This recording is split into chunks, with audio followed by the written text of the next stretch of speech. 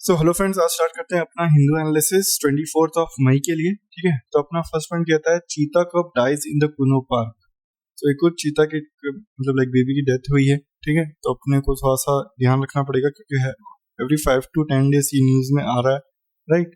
सो ये कहाँ से इंपोर्ट किया गया था? नामीबिया से। तो नामीबिया की लोकेशन कहाँ है? साउथ अफ्रीका में। ठीक है, आप मुझे जरूर बताएंगे कमेंट सेक्शन में, right. So Kuno national park के बारे में थोड़ा जानते हैं। Kuno national park is a national park in MP. तो ये कहाँ पर है? ये है एमपी में। ठीक है, Madhya Pradesh. Establish in 1981। Wild life sanctuary की तरह स्टैब्लिश हुआ था। 2018 में इसको नेशनल पार्क का स्टेटस दे दिया गया। इतना आपको ध्यान देने की जरूरत नहीं है, लेकिन इसका पार्ट क्या है? Kathiawar Gir dry deciduous forest इसका पार्ट है, राइट। तो ये ध्यान होना चाहिए। Kuno Palpur wild life sanctuary is under way to become India second home for the Asiatic lion. तो एशियाटिक लायन के लिए सेकंड होम बनने जा रहा है। तो एशियाटिक लायन और कहाँ पाए जाते हैं, ये आप मुझे जरूर बताएं कमेंट सेक्शन में, कि यूपीसी ने इससे प्रीवियस ईयर में क्वेश्चन पूछ चुका है, right. World fastest land animal. तो मतलब अपन थोड़ा चीता के बारे में देख लेते हैं कि चीता क्या है, राइट। कितने टाइप्स की चीता होते हैं। तो वर्ल्ड का फास्टेस्ट लैंड मैमल है that lives in Africa and Asia. ठीक है, सो अफ्रीका में इसका नाम क्या है? समथिंग दिस, लेकिन ये आपको याद होने की जरूरत नहीं है। इसका हैबिटेट कहाँ पे? अफ्रीकन सवानास में। ठीक है, इसकी कैरेक्टरिस्टिक्स क्या क्या है? ये बिगर इन साइज है as compare to Asiatic cheetah. ठीक है, इतना आपको थोड़ा बहुत ध्यान होने की जरूरत है, लेकिन डायरेक्टली आपको नहीं पूछेगा। कंजर्वेशन स्टेटस क्या है? इसका आईसीएन स्टेटस वनरेबल, साइट्स का अपेंडिक्स 1 में आता है, राइट। तो आपको थोड़ा सा अफ्रीकन चीता के बारे में ध्यान होना चाहिए। एशियाटिक चीता कैरेक्टरिस्टिक्स क्या है? Smaller than the African cheetah, right. अगर वो बड़ा है तो ये छोटा है, right. ICN status critically endangered है। तो क्रिटिकली इंडेंजर्ड क्या हो जाता है? यूपीसी के लिए एक इंपॉर्टेंट टॉपिक हो जाता है, तो उसके बारे में आपको पता होना चाहिए।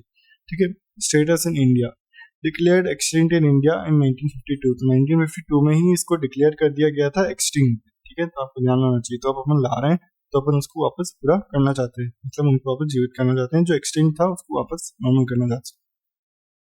डिस्ट्रीब्यूशन क्या है? Only 40 to 50 found only in Iran. तो अब देखिए एशियाटिक चीता की कितनी कम पॉपुलेशन है, सिर्फ ईरान में पाई जाती है, वो भी 40 to 50, राइट। तो अभी तो अपन अफ्रीकन चीता ला रहे हैं, अभी अपन एशियाटिक चीता नहीं लाएंगे, राइट। इस चीज का आपको ध्यान होना चाहिए। चलिए, तो अपन चलते हैं अपने नेक्स्ट आर्टिकल पे। सो अपना नेक्स्ट आर्टिकल कहता है justice that also makes space for animal welfare. तो ऐसा जस्टिस होना चाहिए जो स्पेस बनाए किसके लिए? एनिमल वेलफेयर के लिए, राइट। तो उस चीज के बारे में आपको थोड़ा सा ध्यान होना चाहिए। चलिए, तो अपन अब आज क्या करेंगे? आज अपन थोड़ा सा एनिमल वेलफेयर से रिलेटेड एक बोर्ड है उसके बारे में पढ़ेंगे। उससे रिलेटेड उन्हें एक लॉ बनाया था, तो उसके बारे में थोड़ा सा जानेंगे। तो animal welfare board of India क्या है? एक स्टैट्यूटरी बॉडी है, राइट। तो आपको ध्यान होना चाहिए। यूपीसी डायरेक्टली प्रीलिम्स में आपको बोल देगा animal welfare board of India is established by under act, not constitutional body. मतलब ये कॉन्स्टिट्यूशनल बॉडी है, तो ऐसा नहीं है। ठीक है, एक स्टैट्यूटरी बॉडी है। It is an advisory body advising the government of India on Indian welfare loss and promotes animal welfare in the country of India. तो ये क्या करता है? गवर्नमेंट ऑफ इंडिया को एनिमल वेलफेयर लॉस पे advices देता है, राइट। एडवाइजरी बॉडी है। आपको वहीं से बोल देगा कि एनिमल वेलफेयर बोर्ड की जो एडवाइसेस होती है वो बाइंडिंग होती है, तो ऐसा नहीं है उसे। ठीक है, आप इस चीज का ध्यान रखेंगे। The animal welfare board of India was established in 1962 under section 4 of the prevention to quality animals act 1960। इसलिए मैं आपके लिए क्या लाया, इसलिए अगर मेरे को लगा कि हाँ ठीक है, ये एक्ट के बारे में जानना आपको जरूरी है क्योंकि यूपीसी ने इससे क्वेश्चन पूछ चुका है। ठीक है, the board consist of 28 members who serve a period of 3 years। तो हाँ ठीक है, थोड़ा बहुत आप जान सकते हैं, लेकिन आपको ज़्यादा इंपॉर्टेंट क्या जानना जरूरी है? स्टैट्यूटरी बॉडी है, एडवाइजरी बॉडी है। ठीक है, एनिमल वेलफेयर बोर्ड कौन से एक्ट के अंदर बनता है? यूपीसी डायरेक्ट बोल देगा animal welfare board is under the wild life protection act. तो आपको पता होना चाहिए कि नहीं सरकार, ये तो अपने को बताया गया था सर के द्वारा, ये तो गलत है। ठीक है, the prevention of cruelty to animals, care and maintenance of case property animals act. तो रूल्स के बारे में अपन जान लेते हैं थोड़ा सा, क्या बोला गया है।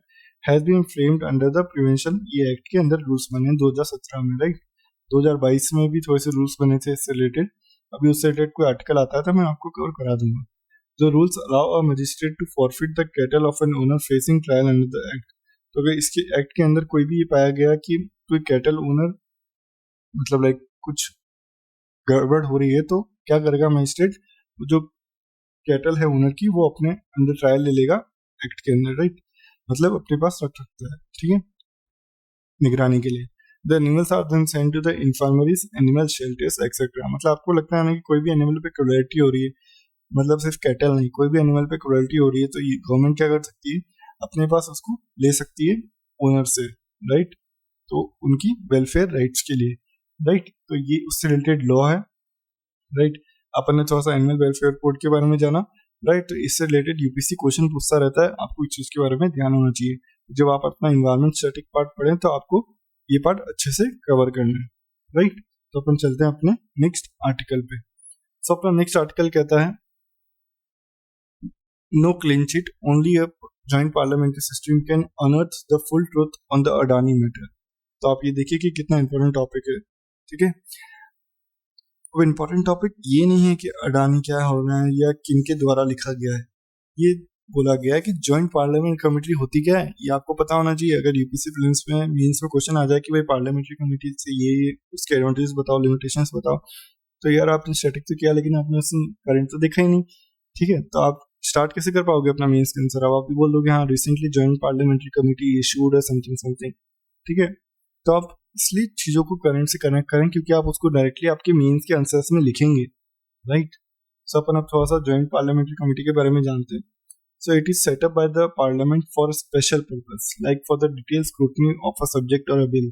तो ये क्या की जाती है, पार्लियामेंट के द्वारा सेटअप की जाती है डिटेल स्क्रूटनी के लिए कोई भी सब्जेक्ट पे, राइट। तो आपको इस चीज के बारे में ध्यान होना चाहिए। यूपीसी प्रीलिम्स में क्या करा जाएगा, यूपीसी प्रीलिम्स में किया जाएगा कि नहीं, ये राज्यसभा के द्वारा मतलब लेजिस्लेटिव असेंबली के द्वारा स्टेब्लिश की जाती है, मतलब कुछ ना कुछ चेंज करेंगे, राइट। तो आपको अगर फैक्ट्स पता है कि नहीं यार ऐसा नहीं होता है, मतलब ठीक है, तो आप इजीली चीजों को आंसर आउट कर पाएंगे। मैं आपको बार बार प्रीलिम्स के क्वेश्चन क्यों कराता हूँ, मैं आपको बार बार सजेस्ट क्यों करता हूँ आप मेंस को आंसर करें, क्योंकि जब तक आप उस टॉपिक को लिंक नहीं कर रहे हैं कि आप इसको प्रीलिम्स में कैसे यूज करेंगे, मेंस में कैसे यूज करेंगे, तो आपकी प्रिपरेशन कोई डायरेक्शन में नहीं जा रही, राइट। तो आपको जब भी कोई टॉपिक पढ़े तो आप उसको प्रीलिम्स में कैसे लिंक कर रहे हैं और मेंस में कैसे लिंक कर रहे हैं ये पता होना चाहिए। It has members from both the houses and from both the ruling parties. तो इनके मेंबर्स कौन से हैं, बोथ द पार्टीज से होते हैं, राइट। मतलब अपोजिशन से भी होते हैं, ठीक है, और रूलिंग पार्टी से भी होते हैं, और दोनों हाउसेस माने कि राज्यसभा और लोकसभा दोनों से आते हैं, ठीक है। It is dissolve after it terms और its task has been completed. तो इसका कोई फिक्स ईयर नहीं होते, इसका जैसे ही काम हो जाएगा तो उसको डिसॉल्व कर दिया जाएगा, ठीक है। प्रोसेस ऑफ सेटिंग अप, मतलब अपन इसका प्रोसेस कैसा है सेटिंग अप का मतलब बनाते कैसे हैं वो देखते हैं। A JPC is a setup after one house of parliament has passed a motion and the other has agreed to it. तो मतलब एक मोशन पास किया गया मतलब एक हाउस में कि हाँ भाई पार्लियामेंट्री कमेटी बनानी है, मोशन पास हो गया और दूसरा एग्री हो गया, तो ठीक है बना दो। Members of the JPC are decided by the parliament. तो आपको ध्यान होना चाहिए, ये बोल देगा कि members of decided by the president, नहीं भैया पार्लियामेंट, ठीक है। The number of members can vary. There is no fixed members. तो इसका ये पता होना चाहिए कि there is no fixed members. UPC prelims में क्या करता है, वो बोल देगा पार्लियामेंट्री कमिटीज, ठीक है। पब्लिक अकाउंट्स कमेटी बोल देगा कि there are no fixed members. तो नहीं भैया ऐसा नहीं है, वहां पे मेंबर्स फिक्स हैं। आप मुझे बताएं कमेंट सेक्शन में 22 है या 32 है या 25 है, आपके पास 3 ऑप्शन दिए मैंने, आप सर्च करके जरूर बताएं, राइट। तो अपन चलते हैं अपने नेक्स्ट आर्टिकल पे। सो अपना नेक्स्ट आर्टिकल कहता है the paradox of BRICS and its new pathways. So BRICS अपने लिए एक इंपॉर्टेंट इंटरनेशनल ऑर्गेनाइजेशन है, इसको आप अपने GS2 के इंटरनेशनल इंस्टीट्यूशंस वाले टॉपिक में इजीली कवर कर सकते हैं, राइट। चलिए तो अपन अब क्या करते हैं, अपन थोड़ा सा ब्रिक्स के बारे में जान लेते हैं। तो BRICS is an acronym of grouping of the world's leading emerging economies, namely Brazil, Russia, India, China and South Africa. तो इन किन की ग्रुपिंग है, ब्राजील की है, रशिया है, India, China and South Africa. तो यहाँ पे सिर्फ अभी 5 ही कंट्रीज हैं, राइट। तो आपको इस चीज के बारे में ध्यान होना चाहिए। The BRICS brings together 5 of the world largest developing countries representing 41% of the global population, 24% of the global GDP, 16% of the global trade। तो आप देखिए कितना इंपॉर्टेंट है, मतलब लाइक कितनी सारी चीजें लेके आता है ये एक साथ, राइट। कभी आप इस चीज को कैसे यूज करेंगे, आप डायरेक्टली जब अपने मेंस का इंट्रो लिख रहे होंगे तो आप ये डाल सकते हैं कि हाँ ब्रिक्स इसलिए अपने इतना इंपॉर्टेंट है क्योंकि ब्रिक्स इतनी सारी चीजें इन्वॉल्व करता है अपने साथ, राइट। तो आपको उस चीज के बारे में ध्यान होना चाहिए। चलिए तो अपन अब इसकी चेयरमैनशिप जान लेते हैं कि इसकी चेयरमैनशिप कैसे रोटेट होती है और कैसे नहीं होती है। Okay, the chairmanship of the forum is rotated annually among the members in accordance with the acronyms. Acronym के द्वारा मतलब लाइक जैसे फर्स्ट BR आया, फिर R आया, फिर I आई, फिर CS आया, तो ठीक है, इस अकॉर्डिंग रोटेट होती रहती है चेयर, राइट। तो आपको इस चीज़ के बारे में ध्यान होना चाहिए। ये बोल देंगे कि नहीं, ये इसकी चेयर रोटेट नहीं होती है, mostly according to the voting मिलता है कि हाँ कौन चेयर करेगा कौन नहीं करेगा, ठीक है। तो अगर आपको इन इंस्टीट्यूशंस के बारे में, वोटिंग के बारे में ध्यान है कैसे होती है कैसे नहीं होती, तो आप इजीली इन चीज़ों को आंसर आउट कर पाएंगे। चलिए, तो अपन अब देख लेते हैं ब्रिक्स से क्या क्या इनिशिएटिव्स हैं। तो ब्रिक्स ने निकाला था न्यू डेवलपमेंट बैंक, ठीक है। तो न्यू डेवलपमेंट बैंक NDB, इसका हेडक्वार्टर्स कहाँ है? शंघाई, चाइना, ठीक है। तो चलिए, तो अब क्या हुआ है, 6 ब्रिक्स समिट में क्या किया, ब्राजील में इन्होंने एक फोर्टलिजा एग्रीमेंट साइन किया था, राइट। फोर्टलिजा एग्रीमेंट में इन्होंने बात करी थी न्यू डेवलपमेंट बैंक के बारे में, राइट। तो आपको इस चीज के बारे में ध्यान होना चाहिए कि फोर्टलिजा डिक्लेरेशन पूछ ले या NDB पूछ ले, तो ये किससे रिलेटेड है? ब्रिक्स से रिलेटेड है। ये क्या कर देंगे, ब्रिक्स या NDB को कन्वर्ट कर देंगे अपने उससे, सार्क से या दूसरी ऑर्गेनाइजेशन। तो आपको ये ध्यान नहीं होगा और आप कंफ्यूज होके गलत मार के आएंगे, राइट। तो आपको ये नहीं करना है। चलिए, तो एक और चीज आप यहाँ पे जब सेटअप की गई थी, कंटिजेंट रिजर्व एग्रीमेंट, ठीक है। तो यहाँ पे क्या किया गया कि ब्रिक्स गवर्नमेंट ने साइन करी एक ट्रीटी, मतलब कि कोई भी अगर इन 5 कंट्रीज में बैलेंस ऑफ पेमेंट से रिलेटेड दिक्कत आती है, ठीक है, तो ये एग्रीमेंट उनको हेल्प करेगा, राइट। तो आपको इस चीज के बारे में ध्यान होना चाहिए, क्योंकि कई बार अपन क्या करते हैं, अगर अपने पास VOP क्राइसिस आता है तो डायरेक्टली अपन IMF के पास चले जाते हैं। लेकिन इन 5 कंट्रीज का कहना ये था कि आप हमेशा कब तक दूसरे कंट्रीज पे या दूसरे रीजन पे डिपेंड रहोगे, तो आपका कुछ खुद का रीजन होना चाहिए जो आप खुद स्ट्रांग बना पाओ, राइट। तो उसके लिए अपन ने ब्रिक्स की स्टैब्लिशमेंट भी करी थी। अगेंस्ट आप बोल सकते हो कि IMF और इन सब के अगेंस्ट, राइट। मतलब कि उन पे अपन को डिपेंडेंट ना रहना पड़े, इसलिए भी आप कह सकते हैं, राइट। सो अपन अब क्या कर सकते हैं, ठीक है, अपन अब थोड़ा सा कोऑर्डिनेशन बना सकते हैं। अगर अपन वे फॉरवर्ड में लिखें तो अपन वे फॉरवर्ड में क्या लिखेंगे, मैक्रो इकोनॉमिक पॉलिसीज अपन ऐसी डिजाइन कर सकते हैं, मल्टीलेटरल कॉपरेशन अपन देख सकते हैं, राइट। अपन देख रहे हैं कि इंडिया और चाइना में कितने डिस्प्यूट चल रहे हैं, तो अब उसको कैसे रिजॉल्व करके अपन चीजों को आगे कर पाए, अपन वो देख सकते हैं, ठीक है। जैसे अपन ये देखते हैं कि अपन people to people exchange systems होते हैं काफी लोग दूसरी जगह कंट्रीज में पढ़ने जाते हैं, तो अपन, ठीक है, ऐसे प्रोग्राम्स चालू कर सकते हैं, ठीक है। कल्चरल प्रोग्राम्स को प्रमोट कर सकते हैं एक कंट्री के दूसरे कंट्री में, राइट। तो ऐसे काफी चीजें इंप्रूव होती हैं। तो अपने को देखना पड़ेगा आने वाले टाइम में ब्रिक्स एक इंपॉर्टेंट ऑर्गेनाइजेशन की तरह वर्क कर पाती है या नहीं वर्क कर पाती है, राइट। क्योंकि अपन देख रहे हैं काफी टाइम से इसकी वर्किंग स्लो बैठी है, मतलब इसके आर्टिकल्स ज्यादा नहीं आते न्यूज में। अपन मोस्टली देखते हैं G7 G20 ये सारे के सारे आर्टिकल्स न्यूज में आते रहते हैं, राइट। कभी कभी सार्क भी आ जाता है, लेकिन ब्रिक्स वगैरह सार्क के बारे में ये सारी चीजें बहुत कम आती हैं। तो अपन एशियन ऑर्गेनाइजेशन को कब डेवलप करेंगे, अपन को वो आने वाले टाइम में देखना पड़ेगा, राइट।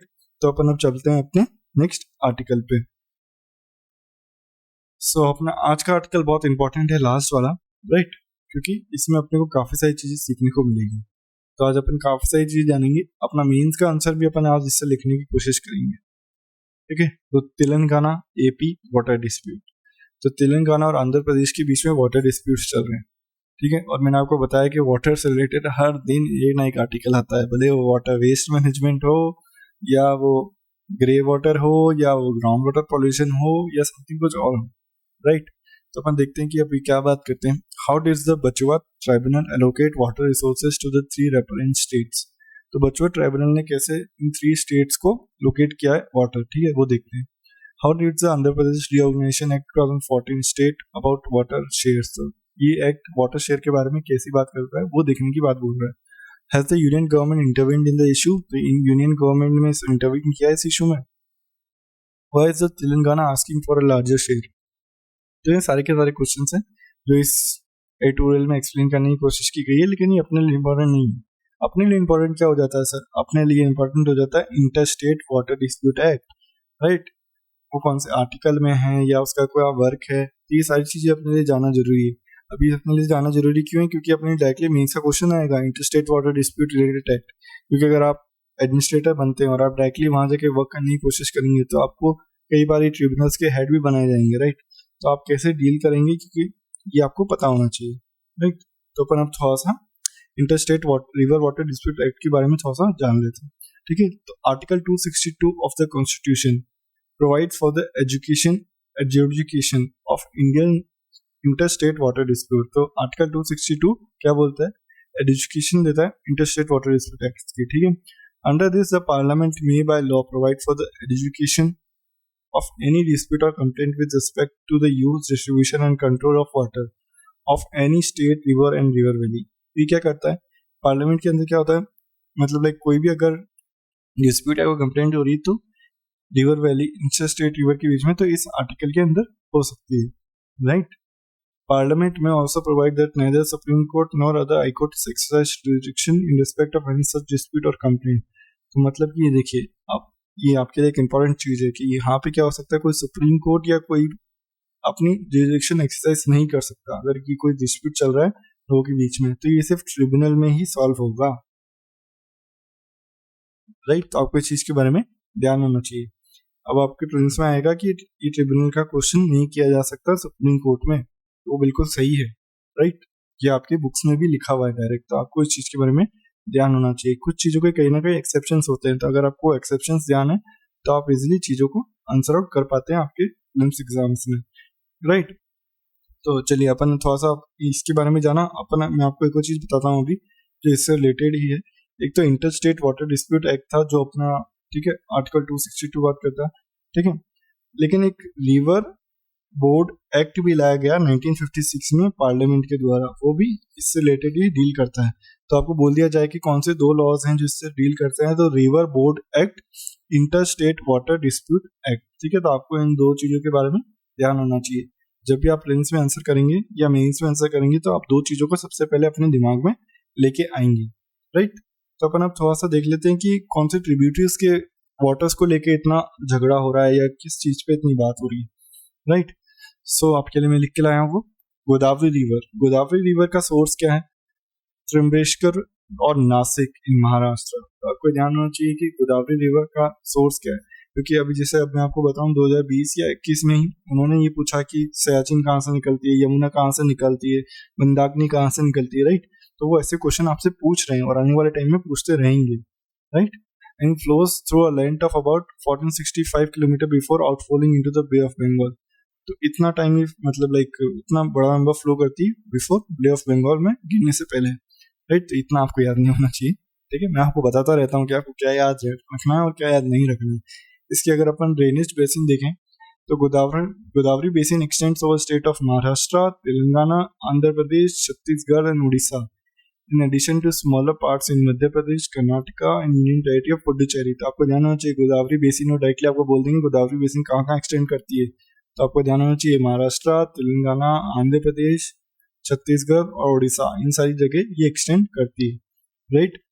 पांचों स्टेट्स आपको ध्यान होनी चाहिए, जब भी आप प्रीलिम्स में इजिली इस चीज को आंसर आउट कर पाएंगे, राइट। और कुछ रीजन्स जो मध्य प्रदेश, कर्नाटका और पुडुचेरी के, ठीक है, इनके ट्रिब्यूटरीज देखते हैं अपन कौन सी, परवरा, टुन्ना, मंजीरा, ठीक है, मंजीरा इसका, ठीक है। ये डायरेक्टली आपके प्रीलिम्स में पूछी गई थी अभी। पेनगंगा, वर्धा, वेनगंगा, प्रणहिता। पेनहिता क्या है, Penhita combined flow of Wainganga and Wardha. तो ये सारी की सारी रिवर्स मिलके प्रणहिता बनाती है, राइट। आपको ध्यान होना चाहिए। इंद्रावती कहाँ से आती है, Indravati Chhattisgarh, Orissa, right. Manair and the Sabari, तो ये सारी की सारी क्या है, ये गोदावरी की ट्रिब्यूटरीज, तो आपको याद होनी चाहिए। Tributaries of Godavari 2015 direct question पूछा गया प्रीलिम्स में, राइट। फिर आता है Krishna river, it's originates near Mahabaleshwar. तो ये कहाँ ओरिजिनेट होती है, महाबलेश्वर इन सतारा। अब मैं अगर पूछूं गोदावरी कहाँ होती है, तो आप बोलेंगे त्र्यंबकेश्वर, नासिक, महाराष्ट्र में, राइट। ये होती है महाबलेश्वर में। It is the second biggest river in peninsular India after the Godavari river। Sir guys, तो ये क्या है, सेकंड बिगेस्ट रिवर है कहाँ पे, गोदावरी के बाद, राइट। ड्रेनेज क्या है इसका, it runs from the 4 states Madhya Pradesh, north Karnataka and the rest of its kilometre journey in Telangana and Andhra Pradesh. तो आपको इसका ड्रेनेज ध्यान होना चाहिए। कृष्णा रिवर कहाँ कहाँ होती है, अगर मैं आपको पूछ लूँ रात को उठ के कि मध्य प्रदेश, कर्नाटका, ठीक है, तेलंगाना, आंध्र प्रदेश, तो आप मुझे 4 स्टेट्स बताएंगे, राइट। चलिए, before it entries into the bay of Bengal, bay of Bengal में से पहले ये इन चारों जगह से होके निकलती है। अपन इसकी ट्रिब्यूटरीज देख लेते हैं क्या क्या है।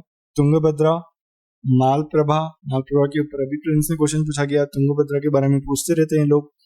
Koyna, Bhima, Ghataprabha, Yalla, Warna, Dindi, Musi and Doodhganga. ठीक है, तो इस चीज के बारे में आपको ध्यान होना चाहिए। यूपीएससी प्रीलिम्स में यहाँ से क्वेश्चन बनते ही रहेंगे। और ये देखिए, ये तो इंपॉर्टेंट रिवर्स है जो मैं आपको बता रहा हूँ। ये लोग इससे क्वेश्चन अभी अभी रिसेंटली पूछा है इन्होंने, राइट। तो आप इन चीजों को थोड़ा सा ध्यान रखें तो आप इसी चीजों को आंसर आउट कर पाएंगे, राइट। आज के लिए इतना ही था। अगर आपको इसकी पीडीएफ चाहिए तो आपको मिल जाएगी टेलीग्राम में, और टेलीग्राम का अगर लिंक चाहिए तो आपको मिल जाएगा इस वीडियो के डिस्क्रिप्शन में, राइट। तो आप वहां से इसको ज्वाइन कर सकते हैं, राइट। और आपके लिए मैंने जीएस पीवाईक्यू के क्वेश्चंस बनाए हैं जो आप डेली एमसीक्यू फॉर्मेट में सॉल्व कर सकते हैं, ठीक है। तो उसका लिंक भी आपको मिल जाएगा इस वीडियो के डिस्क्रिप्शन में। तो अपन ऐसे ही मिलते रहेंगे और एडिटोरियल्स के साथ।